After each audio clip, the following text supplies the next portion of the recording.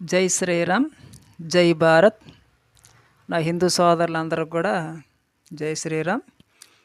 Bible నిజస్వరూపం. సొలొమోను పాపము చేసి, బైబిల్లో ఉన్నటువంటి సొలొమోను రాజు పాపం చేసి కూడా సామెతల గ్రంథాన్ని రాశాడు, ప్రసంగి గ్రంథాన్ని రాశాడు, పరమగీతాలు రాశాడు. అందుకే ఇందులో బూతులు కనిపిస్తాయి.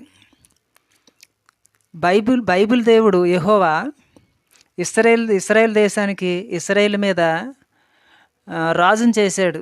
సొలొమోన్ని రాజును చేస్తే ఇశ్రాయేల్లో ఉన్నటువంటి మొత్తం 1000 మందిని కెలికాడు. అంటే 1000 మందిని భార్యలను చేసుకున్నాడు.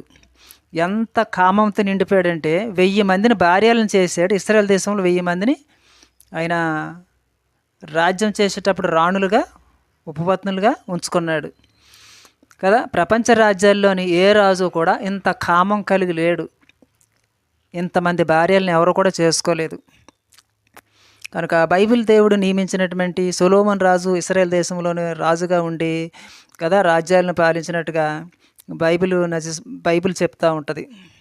కనుక ఒకసారి నేను బైబిల్ వినిపిస్తాను. మొదటి రాజులు 11వ అధ్యాయము 2-3 వచనాల నుంచి నేను చదువుతాను, ఒకసారి వినండి.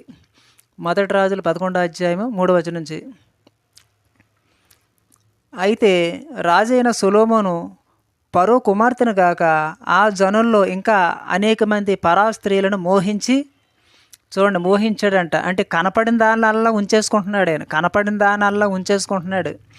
కామారత గలవాడై, అంటే పూర్తిగా కామంతో నిండిపోయాడు. కామరత గలవాడై ఉంచుకొనుచూ వచ్చాను. కనపడిన దానాల్లో ఉంచుకుంటున్నాడు.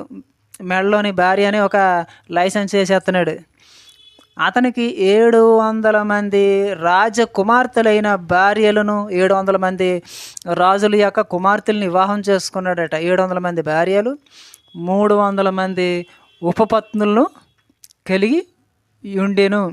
అతని భార్యలు అతని హృదయమును త్రిప్పివేసిరి. చూశారు కదా. సొలొమోను అనబడినటువంటి ఇశ్రాయేల్ రాజు ప్రపంచం మీద ప్రఖ్యాతిగాంచి ఇశ్రాయేల్ దేశాన్ని పరిపాలించినట్లుగా బైబిల్ చెప్తా ఉంది. కనుక యెహోవా దేవుని నమ్ముకున్నటువంటి ఇశ్రాయేల్ రాజు అంతటి ఘోరమైనటువంటి పాపం చేస్తూ ఉన్నప్పుడు అతనితో మాట్లాడలేదా, అతన్ని దర్శించలేదా, అతన్ని సరిచేయలేదా? ఎందుకు వదిలేశాడు? 1000 మందిని భార్యలు చేసుకున్నాడు. 1000 మందిని భార్యలను చేసుకున్నాడు. కనిపించిన దానల్లా కూడా భార్యగా మలిచేసుకున్నాడు.